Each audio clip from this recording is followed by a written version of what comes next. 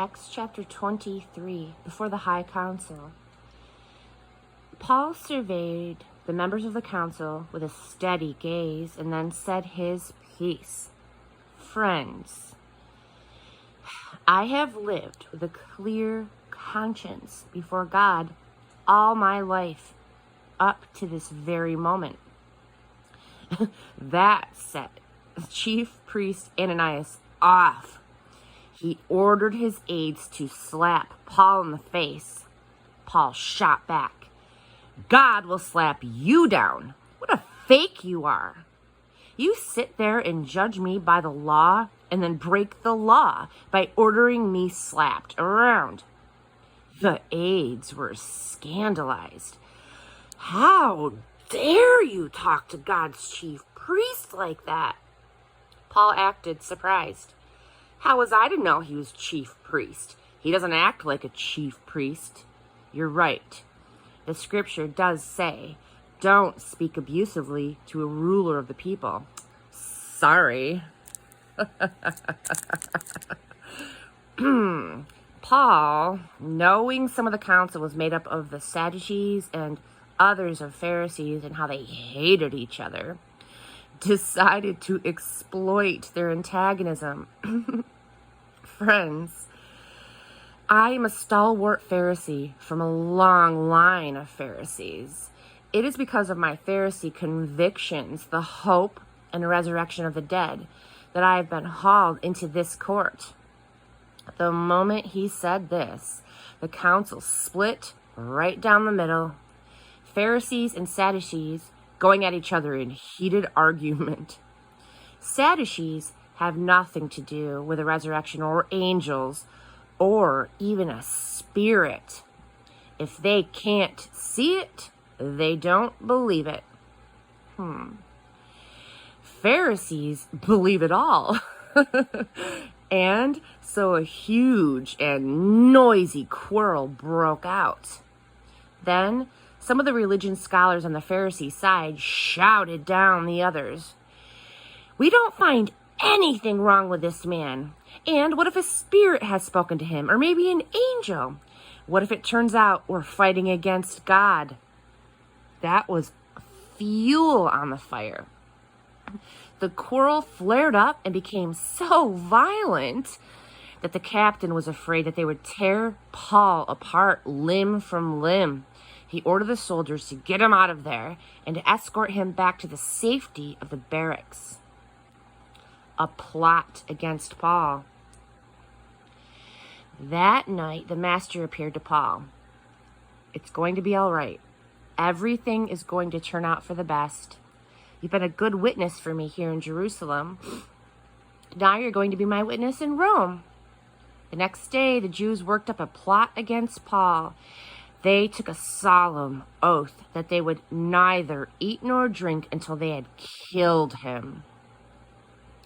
Over 40 of them ritually bound themselves to this murder pact and presented themselves to the high priests and religious leaders.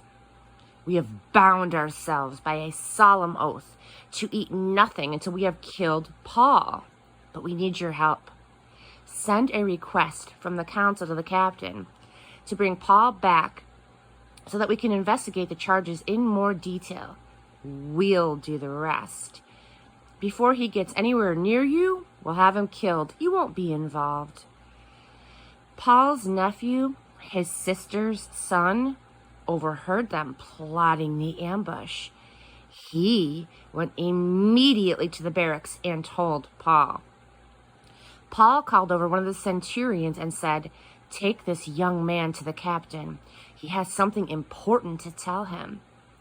The centurion brought him to the captain and said, "The prisoner Paul asked me to bring this young man to you. He said he has something urgent to tell you." The captain took him by the arm and led him aside privately. "What is it? What do you have to tell me?" Paul's nephew said, "The Jews have worked up a plot against Paul. They're going to ask you to bring Paul to the council first thing in the morning on the pretext that they want to investigate the charges against him in more detail. But it's a trick. to get him out of your safekeeping so that they can murder him. Right now, there are more than 40 men lying in ambush for him. They have all taken a vow to neither eat nor drink until they have killed him. The ambush is set. All they're waiting for is for you to send him over."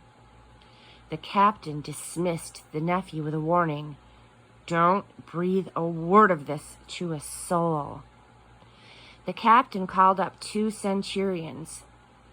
"Get 200 soldiers ready to go immediately to Caesarea. Also, 70 cavalry and 200 light infantry. I want them ready to march by 9 o'clock tonight. And you'll need a couple of mules for Paul and his gear. We are going to present this man safe and sound to Governor Felix."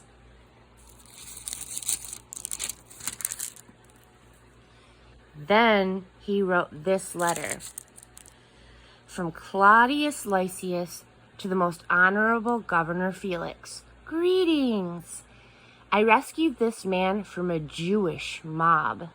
They had seized him and they were about to kill him when I learned that he was a Roman citizen. So I sent in my soldiers.